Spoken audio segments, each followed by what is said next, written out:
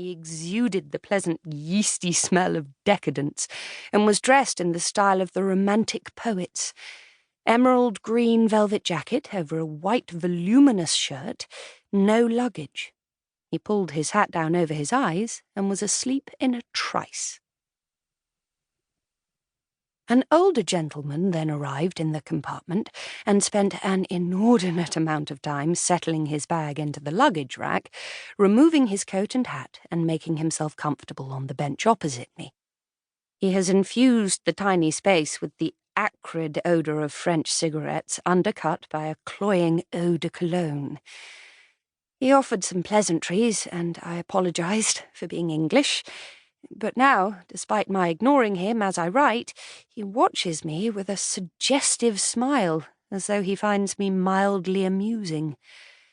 Behind that smile, I sense a ruined man, one with that dark, rotten place concealed inside many men these days, those who endured the horror of not one but 2 wars. Suffering hollowed out their core, gouged away any tenderness, as it did my father, who had a fury simmering inside him that could reach boiling point in a split second.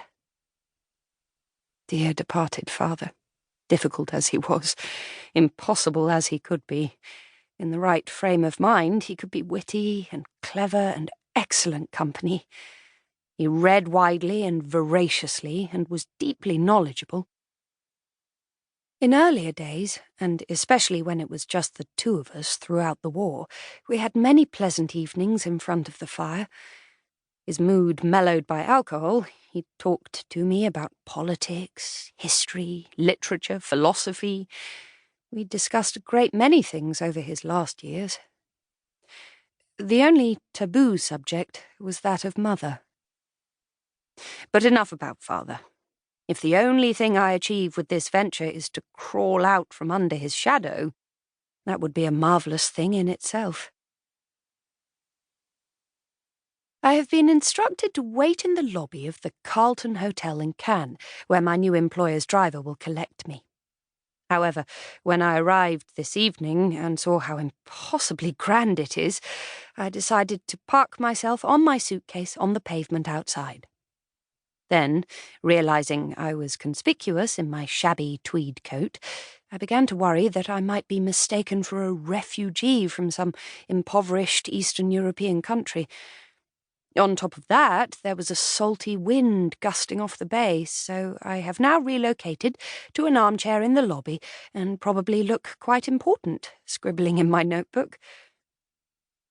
My train journey did improve. The young man awoke an hour or so into the trip and asked me the time. I really have to stop being startled when spoken to in French. This is France. It's unavoidable. On discovering I was English, he was immediately curious and peppered me with questions. The unpleasant older man was so disturbed by our chatter that he made quite a show of departing for more peaceful climes.